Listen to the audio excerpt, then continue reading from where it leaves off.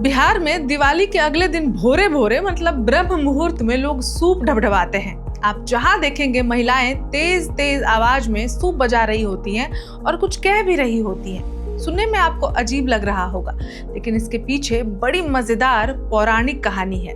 नमस्कार, मैं ऋचा पराशर और आप देख रहे हैं वन इंडिया हिंदी।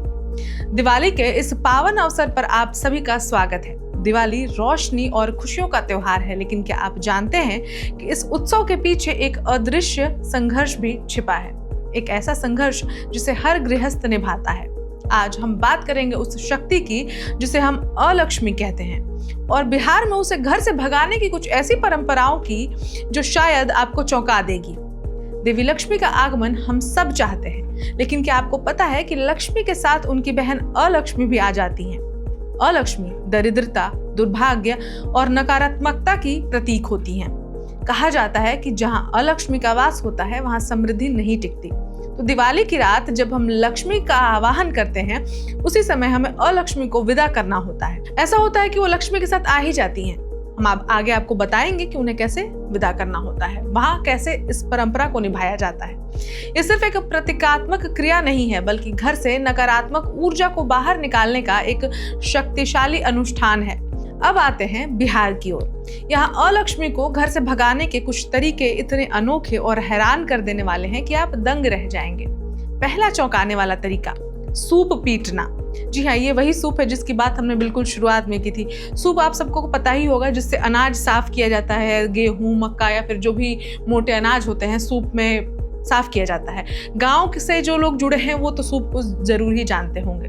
तो दिवाली की रात, खासकर लक्ष्मी पूजा के बाद, घर की महिलाएं पुरानी सूप लेकर जोर जोर से उसे पीटना शुरू कर देती हैं। ऐसा करते हुए वे कहती हैं, अलक्ष्मी दूर जा, लक्ष्मी घर आ। घर में जमा सारी गंदगी, दरिद्रता और दुर्भाग्य को पीट पीट कर बाहर निकाला जाता है। ये दृश्य जितना अजीब लग सकता है, उतना ही शक्तिशाली माना जाता है और मजेदार तो है ही। दूसरा हैरान कर देने वाला तरीका है दीपक और झाड़ू की यात्रा। कुछ ग्रामीण इलाकों में लक्ष्मी पूजा के बाद एक पुराना दीपक और एक झाड़ू को घर से कूड़े करकट के साथ घर के सबसे बाहरी कोने या किसी चौराहे पर रख दिया जाता है। ये प्रतीकात्मक रूप से अलक्ष्मी को घर से विदा करने का तरीका है। उसे झाड़ू से बाहर कर, दीपक से रास्ता दिखाकर, मतलब झाड़ू है और दीपक है। झाड़ू से हम दरिद्रता को बाहर कर रहे हैं और दीपक से रास्ता दिखा रहे हैं कि ये आपके बाहर जाने का रास्ता है। ये सुनिश्चित करना है कि वो वापस ना लौटे। कल्पना कीजिए, दिवाली की रात जब चारों ओर रोशनी है, कुछ लोग चुपचाप इस अनुष्ठान को कर रहे होते हैं, एक अदृश्य शक्ति को विदा करने के लिए। तीसरा और शायद सबसे चौंकाने वाला तरीका, जिसे कुछ लोग आज भी मानते हैं, वो है अंधेरी कोठरी का रहस्य। ये माना जाता है कि अलक्ष्मी को गंदगी और अंधेरे में रहना पसंद है, इसलिए दिवाली की रात एक कमरे को छोड़कर बाकी सभी कमरों में रोशनी की जाती है। वो एक कमरा जिसे जानबूझकर गंदा और अंधेरा रखा जाता है ताकि अलक्ष्मी वहीं सिमट कर रह जाए। फिर सुबह होते ही उस कमरे की सारी गंदगी को घर से बाहर फेंक दिया जाता है, ये मानते हुए कि अलक्ष्मी भी उसके साथ चली गई।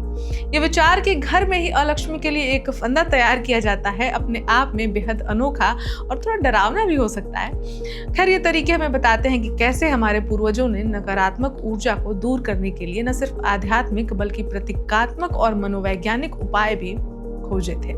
अलक्ष्मी की कहानी और उसे भगाने की ये परंपराएं हमें सिखाती हैं कि जीवन में सकारात्मकता लाने के लिए सिर्फ अच्छा सोचना ही काफी नहीं, बल्कि नकारात्मकता को सक्रिय रूप से दूर करना भी उतना ही आवश्यक है।